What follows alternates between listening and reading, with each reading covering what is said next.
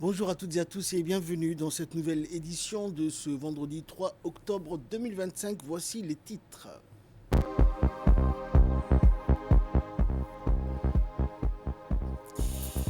Vers l'introduction du vaccin anti-HPV, un atelier organisé par le ministère de la Santé pour lutter contre le cancer du col de l'utérus. Et 42 000 personnes à Gaza souffrent de handicap permanent à cause de la guerre, selon l'OMS. Voilà pour les titres, bonjour à tous. Le ministre de la Santé, Dr Ahmed Robleh Abdillah, a présidé un atelier national d'information et de plaidoyer réunissant plus de 80 professionnels de santé, représentants des sociétés savantes et responsables d'institutions publiques. Cette rencontre marque une étape décisive dans la lutte contre le cancer du col de l'utérus et prépare l'introduction prochaine du vaccin anti-HPV en République de Djibouti.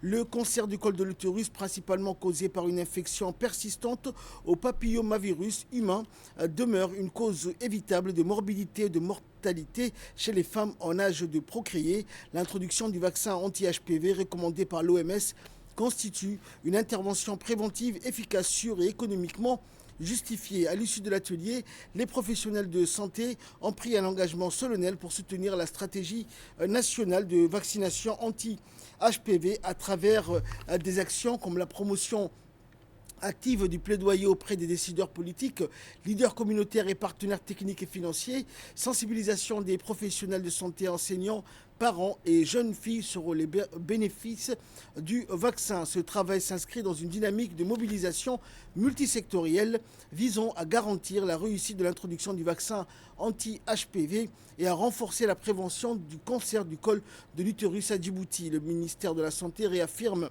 son engagement à protéger la santé des femmes et à promouvoir l'accès équitable aux innovations médicales.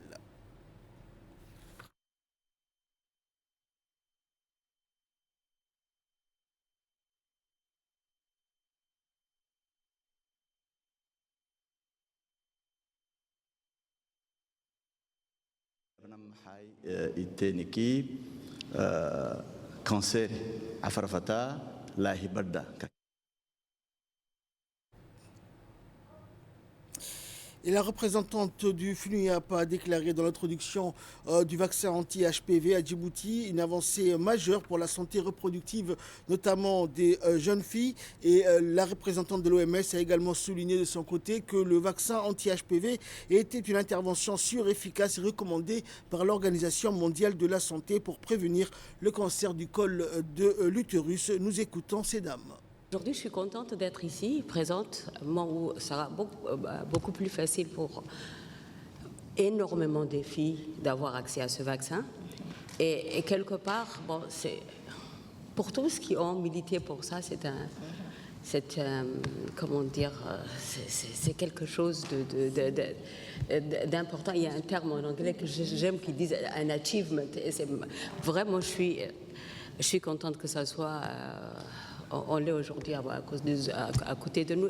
Mais je lancerai un message j'ai remarqué qu'il y a beaucoup de représentants, peut-être tous sont là, des structures de la santé. Bon, on a parlé, comme tout ce qui entoure la santé de la femme, il y a les représentants de toutes les structures de santé. Je crois que c'est à eux d'être l'ambassadeur, même s'ils ne s'occupent pas de questions de la femme, de pouvoir passer à chaque fois qu'ils rencontrent un homme ou une femme, un enfant, de pouvoir passer l'information. Et c'est comme ça, je crois, parce que c'est des gens qui sont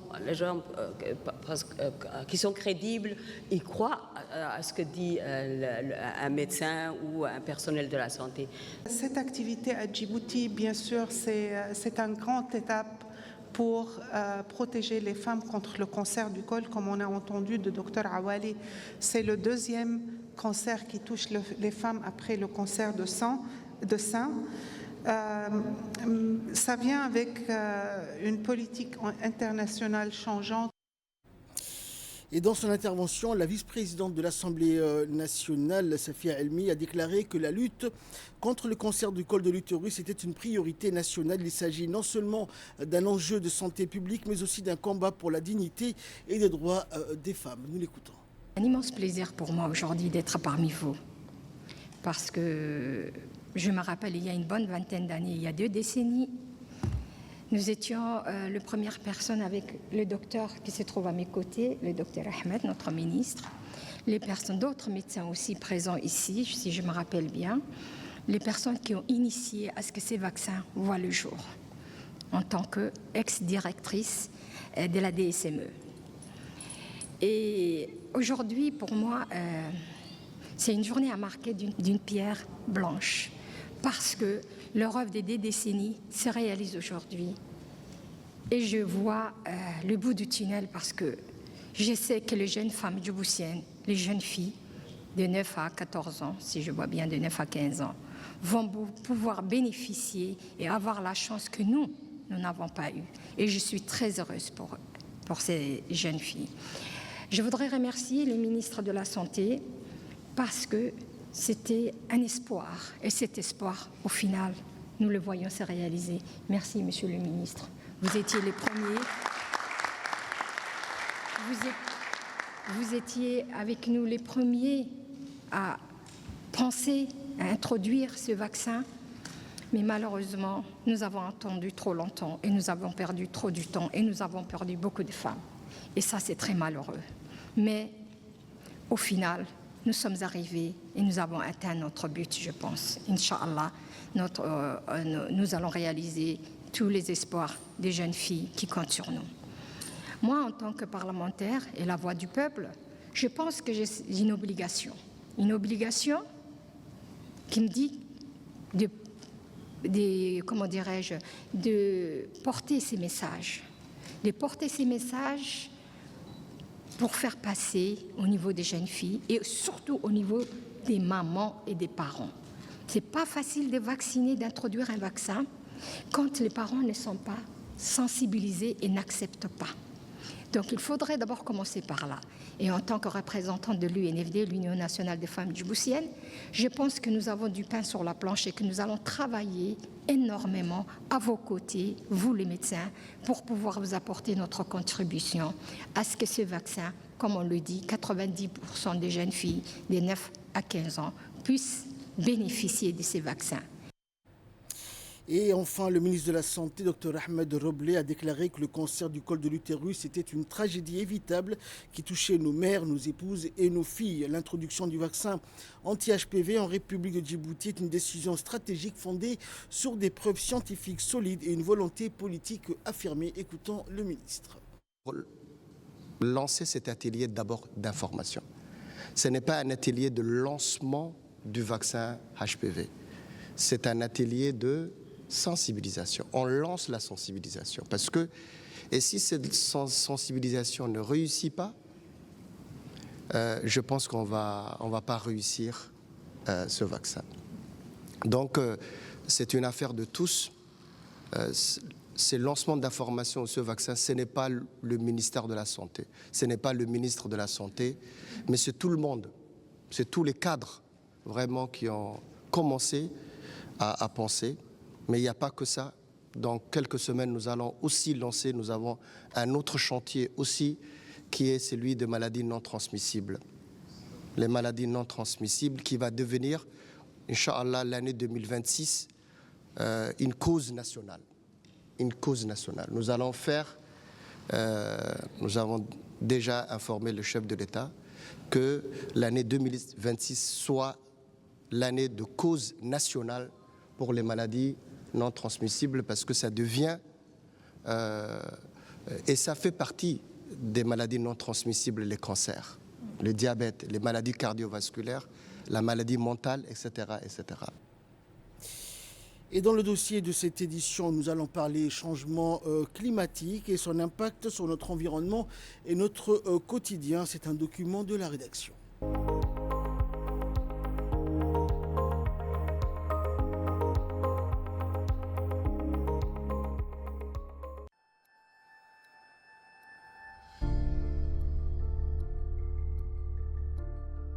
Le climat, c'est des règles. Température extrême, inondations, feux de forêt, désertification accélérée. Depuis plusieurs décennies, la Terre s'échauffe et l'équilibre fragile de nos écosystèmes se rompt. Ce bouleversement n'est pas naturel. Il est le fruit d'un siècle d'industrialisation incontrôlée, d'une consommation excessive et d'indépendance massive aux énergies fossiles. Les scientifiques sont formels. Jamais les concentrations de gaz à effet de serre n'ont été aussi élevées dans l'atmosphère. Face à cette menace globale, les mondes s'organisent. Depuis 1995, les pays se réunissent chaque année lors des conférences des parties, le fameux COP. Objectif, limiter le réchauffement climatique à plus 1,5 degré et éviter des conséquences irréversibles. En 2015, l'accord de Paris marque un tournant historique. 195 pays s'engagent à réduire leurs émissions de gaz à effet de serre. Mais les années passent, les émissions continuent de grimper, les engagements sont souvent insuffisants et les pays décident. Pourtant, les moins responsables en subissent les plus lourdes conséquences.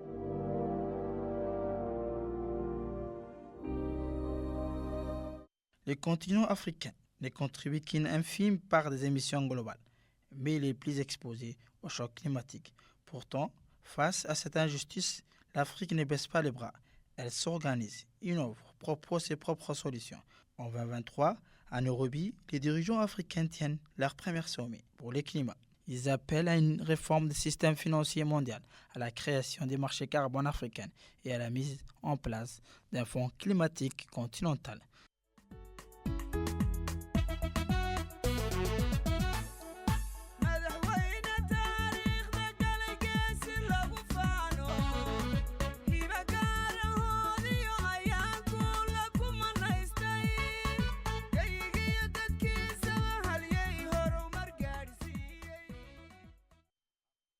Des ans après Nairobi, le deuxième sommet africain pour le climat s'est tenu à Addis Abeba en septembre 2025.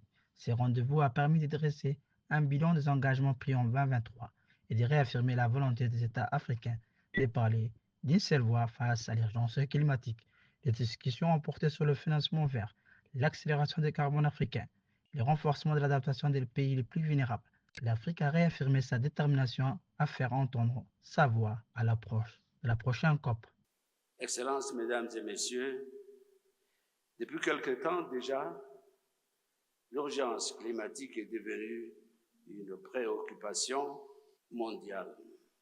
Aujourd'hui, le réchauffement climatique s'impose à nous comme une évidence, comme une contrainte, mais aussi comme un défi énorme à relever. Face à ce diagnostic alarmant, notre réponse doit être à la hauteur de l'urgence. Afin que les mêmes causes ne produisent pas les mêmes effets, il nous faut changer de paradigme et nous tourner vers un modèle de développement alternatif qui inscrit la transition énergétique au cœur de nos priorités. Dans l'immédiat, l'urgence appelle à la mise en place d'une stratégie d'adaptation. Cela se passe notamment par la restauration des écosystèmes dégradés, mais aussi par des investissements dans le développement social des communautés vulnérables. Je voudrais partager avec vous l'expertise de mon pays avec la mise en place de la Sovereign Carbon Agency. En effet, depuis 2 ans déjà, l'agence collecte les contributions carbone basées sur le principe pollueur-payeur et les transforme en projets d'adaptation pour les communautés impactées par le réchauffement climatique. Dans ces contextes, Djibouti s'impose comme un exemple de résilience et d'innovation. Pays semi-aride, sans ressources fossiles, il a choisi une stratégie audacieuse, produire 100% de son électricité à partir d'énergies renouvelables. Djibouti accélère sa transition énergétique avec 3 projets clés. Le parc éolien de Goubet, désormais opérationnel, la centrale solaire de Grand Barra, en cours de réalisation, et l'interconnexion électrique avec l'Éthiopie pour un échange d'énergie propre à l'échelle régionale. Mais Djibouti ne se contente pas de produire de l'énergie verte, il agit aussi pour s'adapter aux impacts des changements climatiques. Le gouvernement, à travers le ministère de l'Environnement et du Développement durable, en partenariat avec le PNUD et plusieurs bailleurs, met en œuvre des projets concrets. Restauration des terres dégradées pour freiner la désertification, renforcer des digues naturelles pour contenir les inondations, soutien aux éleveurs, agriculteurs avec des solutions durables. Ces programmes impliquent les populations locales et s'appuient sur le savoir traditionnel. Djibouti innove également sur le plan financier. En 2023, les pays lancent la Sovereign Carbone Initiative, une première en Afrique. Les grands émetteurs présents sur le territoire doivent verser une contribution carbone obligatoire. Ces fonds sont réinvestis localement dans des projets d'énergie solaire, des actions de reboisement, des programmes de reforestation et à l'accès à l'eau. Depuis 2024, un registre carbone national assure la transparence et suivi précis des émissions et des compensations. Djibouti renforce également sa capacité à anticiper les catastrophes climatiques. Les plans Orsec, pilotés par le ministère de l'Intérieur, coordonnent la réponse face aux crises naturelles ou humaines. Ces dispositifs permettent d'agir vite, de mobiliser les ressources et d'aider les populations touchées. Un outil essentiel dans un contexte où les risques climatiques se multiplient.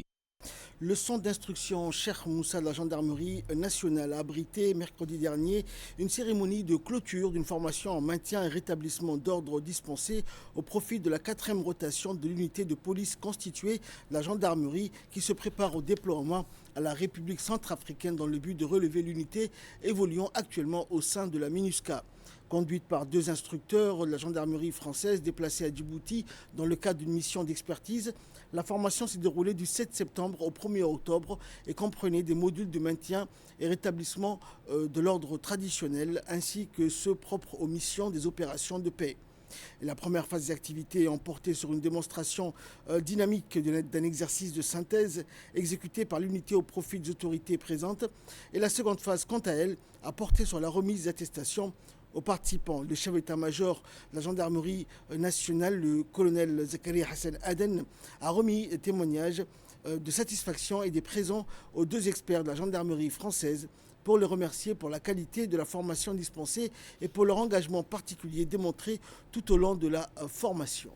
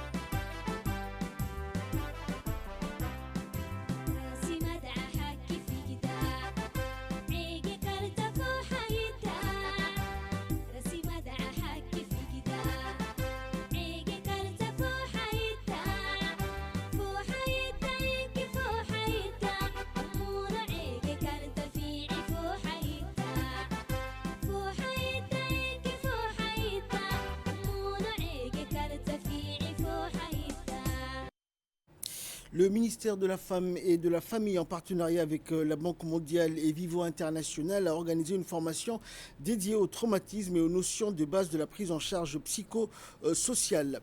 Cette initiative avait pour objectif de renforcer les capacités des acteurs en contact direct avec les jeunes, notamment dans le milieu scolaire, afin de mieux comprendre les conséquences de la violence et de proposer des réponses adaptées dès les premiers signes. Le programme a permis aux participants, parmi lesquels des enseignants ainsi que des cas des différents ministères sectoriels, d'acquérir des connaissances théoriques et pratiques sur l'identification des enfants affectés par un traumatisme ou un trouble de stress post-traumatique et sur les méthodes de soutien psychosocial adaptées. Cette formation s'inscrit également dans la volonté des autorités de mettre en place des cellules d'écoute au sein des différents établissements scolaires. Ces dispositifs auront pour mission de détecter les violences faites aux enfants, d'assurer une prise en charge psychosociale précoce et de renforcer la prévention.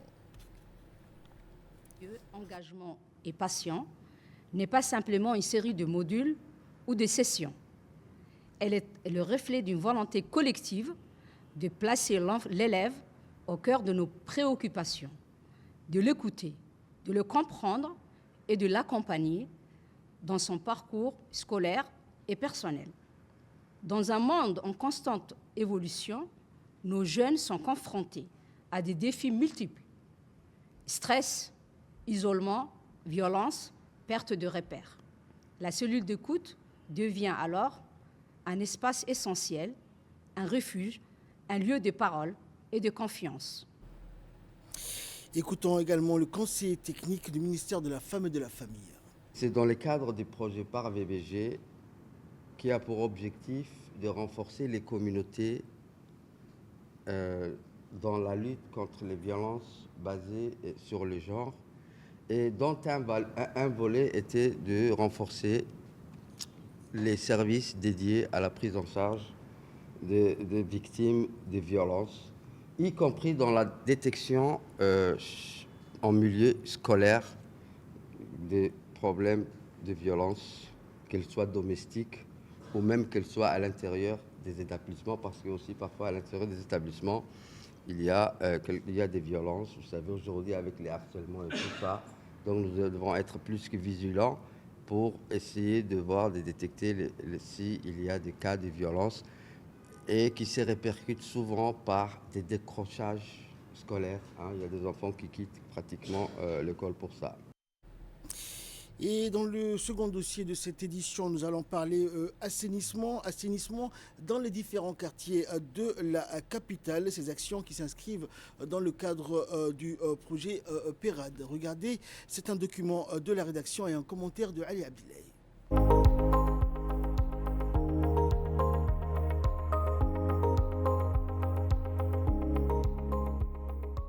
La gestion des eaux usées constitue un enjeu majeur pour l'image et la réputation de la République du Djibouti. La capitale, Djibouti-Ville, a hérité d'un réseau d'assainissement vieillissant et inadapté aux besoins actuels et à l'expansion démographique rapide de la ville. À chaque pluie, la situation se dégrade davantage avec des inondations, des désordres publics et des actes d'incivilité qui causent d'importants dégâts au réseau. Pour répondre à ces défis, le gouvernement djiboutien, avec l'appui de ses partenaires, a engagé d'importants investissements dans des projets d'assainissement des eaux usées afin d'améliorer les infrastructures existantes et de préparer l'avenir. C'est dans ce contexte que le gouvernement, avec ses partenaires, a lancé le projet PERAD, acronyme de Projet d'extension et de réhabilitation du réseau d'assainissement de Djibouti. Ce projet bénéficie d'un financement de 40 millions d'euros grâce au consortium formé par l'Agence française de développement, l'AFD, et l'Union européenne. La deuxième phase du projet a été inaugurée en juin dernier en présence de plusieurs membres du gouvernement et des partenaires financiers et techniques. Le projet PERAD vise à réhabiliter et construire des réseaux d'assainissement collectifs dans les quartiers 5, 6, 7, 7 bis et Cité-Stade. Transférer et traiter les eaux usées dans la nouvelle station d'épuration de Douda, poser près de 20 km de nouvelles canalisations et curer plusieurs kilomètres de réseaux existants, le budget total des travaux sur ces 5 quartiers s'élève à 40 millions d'euros. Un projet qui permettra à des milliers de foyers de bénéficier d'un service moderne d'assainissement collectif, a souligné M. Elias Moussa Dawale, ministre de l'économie et des finances, lors de la cérémonie d'inauguration. On voit les résultats aujourd'hui. Les résultats en termes de traitement d'eau usée de la ville de Djibouti. C'est la deuxième station d'épuration qui va aujourd'hui nous permettre d'atteindre à peu près 80 000 foyers ou habitants.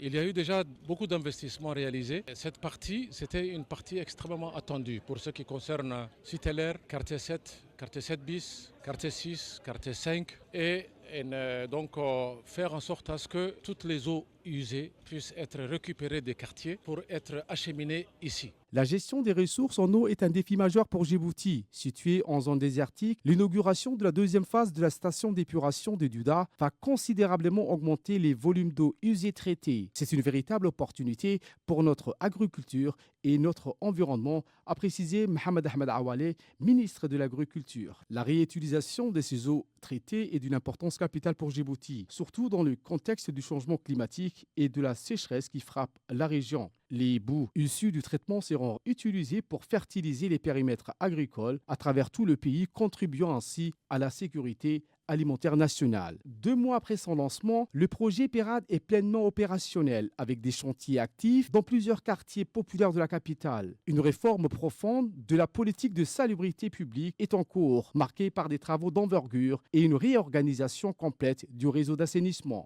Une partie du quartier 7 bis sur le nouveau réseau d'assainissement qu'on va poser. Donc on a les boîtes de branchement qui sont devant chaque maison et les maisons viendront pouvoir se connecter pour évacuer toutes les eaux usées, que ce soit les eaux des éviers, des toilettes, tout ça pour être évacué directement. Tout ça sera renvoyé vers Douda, à la station d'épuration de Douda, qui a été aussi rénovée et refaite en partie par Vinci Construction. Grâce à l'engagement du gouvernement et au soutien des partenaires internationaux, le projet PERAD constitue un tournant majeur pour Djibouti-Ville, avec l'amélioration des conditions de vie des milliers de familles, la réduction des maladies liées aux eaux stagnantes, la modernisation des infrastructures urbaines. Ce projet, c'est un projet de grande envergure qui a pour objectif de moderniser et d'étendre un réseau d'assainissement collectif. C'est un grand projet qui va s'étendre sur 2 phases. La première phase, c'est la tranche ferme qui va toucher les 5 quartiers, mais en une partie. Et la deuxième phase va compléter l'autre partie restante. Une vaste campagne de sensibilisation a été également lancée par les élus locaux et les présidents de communes afin d'encourager la population à collaborer et à préserver ces nouvelles infrastructures. Vous savez, la République de Djibouti avait un assainissement qui fonctionnait très bien. Si aujourd'hui notre assainissement est affecté, c'est parce que, en grande partie, nous, quand je dis la population, donc moi-même je fais partie, nous sommes les principaux responsables l'ancien assainissement soit bouché. Vous savez, nos mères avaient des très bonnes habitudes. Donc elles balayaient la maison, elles préservaient le bien commun. Et puis de nos jours, il y a eu un certain incivisme. Le fait de jeter l'eau dans différents espaces publics a créé l'apparition de différentes pathologies. L'augmentation des moustiques, l'augmentation des mouches aussi et différentes pathologies. Le projet PERAD va balayer tout ça. On vient d'installer un nouveau système de drainage d'assainissement qui sera proposé juste devant chaque maison. Les eaux stagnantes ont longtemps été une source de maladies dans notre quartier. Grâce à ce projet, nous allons améliorer nos conditions de vie et protéger la santé de nos familles, expliquent ces habitants du quartier 7 bis. Depuis plusieurs années, l'État a augmenté de manière significative la production et la distribution d'eau potable, notamment grâce à l'usine de dessalement de Doralé financée par l'Union européenne. Selon M. Igal, directeur de l'exploitation technique de l'assainissement à l'Office national de l'eau et de l'assainissement de Djibouti, il a indiqué qu'avec ce projet, nous allons enfin pouvoir mieux gérer les eaux usées et pluviales, réduisant ainsi les risques sanitaires et environnementaux pour la population. Ce projet, dans sa première phase, tranche ferme, tranche conditionnelle confondue, consistera en fait à la réalisation d'un réseau d'assainissement collectif dans 5 quartiers populaires de la presqu'île. En premier lieu, déjà, ce projet, il consistera à déconnecter complètement les branchements clandestins et irréguliers dans les ouvrages de drainage des eaux pluviales, que ce soit dans les canaux, dans les caniveaux, dans les dallos ou dans le réseau ou dans les conduites de drainage d'eau pluviale. Cette déconnexion, en fait, elle soulagera considérablement le fonctionnement de ces ouvrages, à la base destinés uniquement à drainer uniquement les eaux de pluie. Mais surtout, cette déconnexion ou bien ce nouveau projet, il éliminera du paysage de ces quartiers les écoulements d'eau grise ou de ménagères dans les voies publiques. Ce projet illustre la volonté du pays d'avancer vers une gestion durable des ressources en eau et de positionner Djibouti comme un modèle régional en matière d'assainissement. Et en nouvelle régionale, à présent, les échanges commerciaux au sein de la communauté de l'Afrique de l'Est ont atteint plus de 11 milliards de dollars en 2024, enregistrant une hausse de 22% par rapport à l'année précédente, selon un rapport de la Commission économique des Nations Unies pour l'Afrique publié le 29 septembre dernier. Cette progression s'explique par la croissance de secteurs clés tels que l'agriculture et l'industrie manufacturière, incluant textiles, produits chimiques, ciment et produits pharmaceutiques, renforçant ainsi les chaînes de valeur régionale. Ces résultats illustrent les avantages concrets de l'intégration régionale grâce à des politiques économiques coordonnées, des infrastructures partagées et une harmonisation progressive des réglementations, consolidant un espace économique commun plus solide et résilient. En Namibie, les autorités ont annoncé le déploiement de plus de 500 soldats afin de soutenir les pompiers, la police et les volontaires dans la lutte contre un vaste incendie qui a détruit près d'un tiers du parc national d'Etosha, l'une des plus grandes réserves naturelles d'Afrique. Selon le gouvernement, l'incendie déclenché le 22 septembre s'est propagé rapidement en raison des vents violents et de la végétation sèche, provoquant de lourds dégâts environnementaux et la mort de plusieurs animaux, dont des antilopes, sans toutefois faire de victimes humaines. Le gouvernement namibien a par ailleurs insisté sur l'impact croissant du changement climatique dans la multiplication des feux de forêt, appelant la communauté internationale à soutenir ces efforts. de lutte contre la désertification et la protection des ressources naturelles. Et enfin, l'OMS, 42 000 personnes à Gaza souffrent de handicap permanent à cause de la guerre. Selon l'agence onusienne, ces victimes auront besoin de soins médicaux et de rééducation tout au long de leur vie. D'après un rapport publié par l'OMS, un quart des 167 376 blessés recensés depuis octobre 2023 souffrent de séquelles permanentes, dont plus de 5 000 amputés. Les autres traumatismes graves incluent plus de 22 000 lésions des membres, plus de 2 000 atteintes à la moelle épinière, environ 1300 traumatismes crâniens et plus de 3300 brûlures sévères. L'OMS appelle la communauté internationale à un soutien urgent pour préserver les services de santé. Elle insiste sur la protection des infrastructures médicales, la garantie d'un accès sans entrave aux carburants et aux fournitures médicales, ainsi que la levée des restrictions sur l'entrée des biens essentiels. Enfin, l'organisation plaide pour un cessez-le-feu immédiat, affirmant que le peuple de Gaza mérite la paix, le droit à la santé et la possibilité de se reconstruire. C'est ainsi que prend fin cette édition. Merci à vous de nous avoir suivis.